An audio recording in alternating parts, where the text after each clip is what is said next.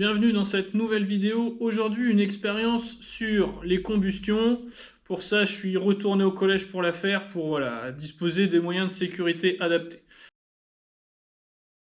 Alors, je vais commencer par vous présenter le matériel que je vais utiliser pendant cette expérience. Pour cette expérience, je vais avoir besoin de 2 bocaux en verre, de charbon. Le charbon, c'est essentiellement constitué de carbone. Donc là, j'ai pris une pince crocodile avec un morceau de charbon parce que je vais avoir besoin de faire chauffer ce morceau de charbon. Donc c'est pour pas me brûler. D'une bougie pour faire chauffer le charbon. Et là, j'ai pris une pince également pour éviter de me brûler. Alors, mes 2 récipients en verre, je vais commencer par les ouvrir pour qu'ils soient bien remplis d'air. Dans la première partie de l'expérience, je vais en utiliser qu'un seul. Première étape de l'expérience, c'est faire chauffer un morceau de charbon. Donc on fait chauffer le morceau de charbon avec la flamme de la bougie pour rendre le charbon incandescent. Incandescent, ça veut dire que je veux que la pointe du charbon commence à rougir.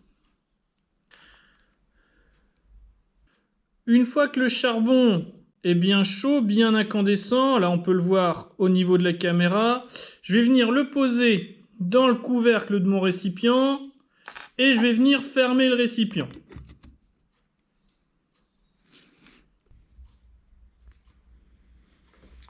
Donc à l'intérieur, j'ai de l'air, mon morceau de charbon qui est incandescent et on distingue toujours des petites parties rouges sur le charbon, donc c'est qu'il continue de brûler.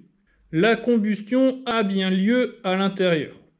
Alors première question que je peux vous poser ici, on a vu là que dans mon récipient, la combustion avait bien lieu.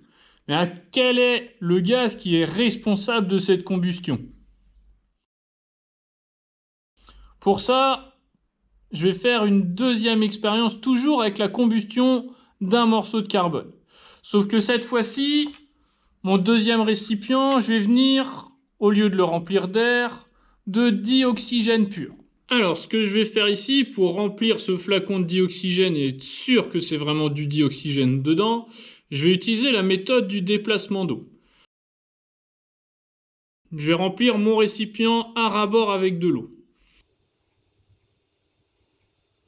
Ici, un récipient rempli avec de l'eau. Ma bouteille de dioxygène, ce que je vais faire, c'est que je vais mettre mon récipient plein d'eau dans le bac. Mon récipient est plein d'eau dans le bac. Je vais venir vider l'eau de mon récipient en mettant le dioxygène.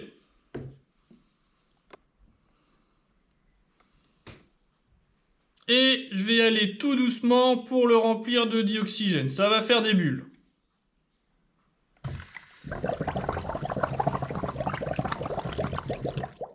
On a bien entendu toutes les bulles, c'est l'oxygène, le dioxygène que je suis envoyé dans le récipient. J'en ai tellement envoyé qu'il a chassé toute l'eau.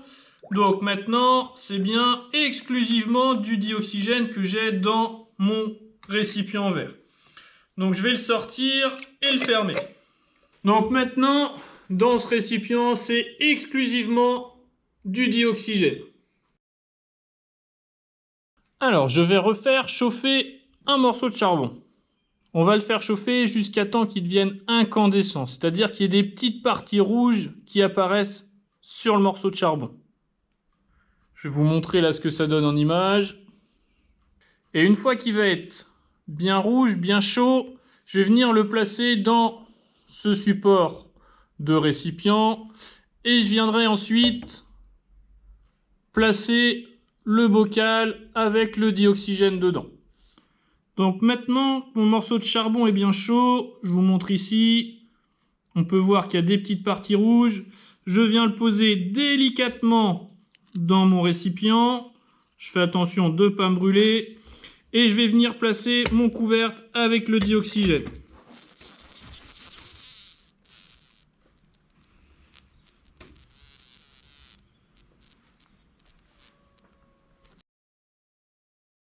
Les combustions, ça fait partie des transformations chimiques. C'est une transformation chimique bien particulière. Alors, on va essayer d'expliquer et de comprendre ce qui s'est passé. Donc là, je suis en train de refaire l'expérience. J'ai mon morceau de charbon qui est en train de chauffer. Il est en train de devenir incandescent. Il va être rouge. Là, j'ai un nouveau récipient avec du dioxygène pur. Donc, je vais placer mon morceau de charbon, comme tout à l'heure, dans le dessus de ma coupelle. Et je place le dioxygène. Instantanément, qu'est-ce qu'on constate? Une augmentation de la partie rouge. Ça augmente en taille, ça veut dire que ma combustion, elle s'accélère. J'ai de plus en plus de combustion. On peut voir de temps en temps des petites étincelles. Et j'ai également un dégagement de fumée. Cette augmentation de conduction, on ne l'avait pas forcément vue quand on l'avait mis dans l'air. Pourquoi? Eh bien, tout simplement parce que pour avoir une combustion, il faut de l'oxygène ou du dioxygène. C'est pour ça que dans l'air, ça fonctionne correctement la combustion, parce que l'air, je vous rappelle, est composé à 20% de dioxygène. Là, quand je place dans un récipient qui contient 100% de dioxygène, on a une très grosse accélération de la combustion, parce que pour brûler quelque chose, l'élément indispensable, c'est l'oxygène. On a vu dans les transformations qu'il y avait les réactifs, les éléments au début. Donc là, dans notre combustion, qu'est-ce qu'on va avoir comme réactif? On va avoir le morceau de charbon, c'est constitué essentiellement de carbone.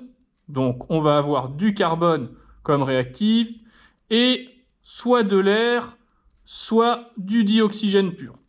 Sachant que dans l'air, ce qui nous intéresse, c'est le dioxygène qui est présent dans l'air. Donc les réactifs, ça va être le carbone et le dioxygène. Qu'est-ce que ça nous donne comme produit? Je vous rappelle, les produits, c'est ce qui va apparaître dans la réaction, dans la transformation chimique.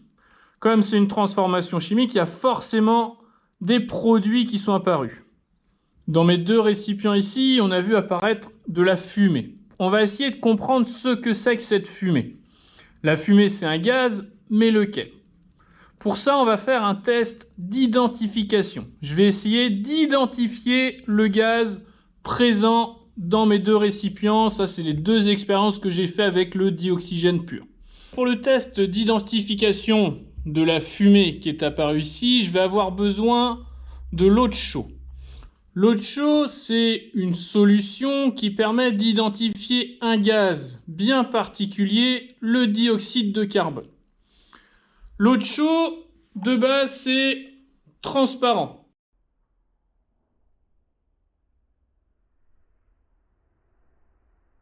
Je vais venir verser un petit peu d'eau de chaux dans mes deux récipients où j'ai fait ma combustion.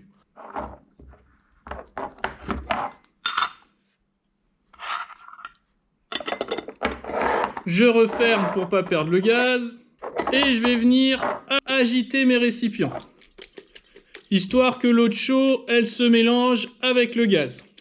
Voilà le résultat. J'ai bien une eau de chaux qui a changé de couleur. Je rappelle, de base, c'était quand même cette couleur-là. Là, on voit bien la différence. D'un côté, elle a blanchi, de l'autre côté, elle est toujours incolore. Si l'eau de chaux a blanchi, ça veut dire que je suis en présence de dioxyde de carbone. Donc, ma combustion du charbon avec le dioxygène, donc du carbone avec le dioxygène, va nous donner comme produit du dioxyde de carbone. C'est tout pour cette expérience. Je vous souhaite bon courage pour la suite de la séance.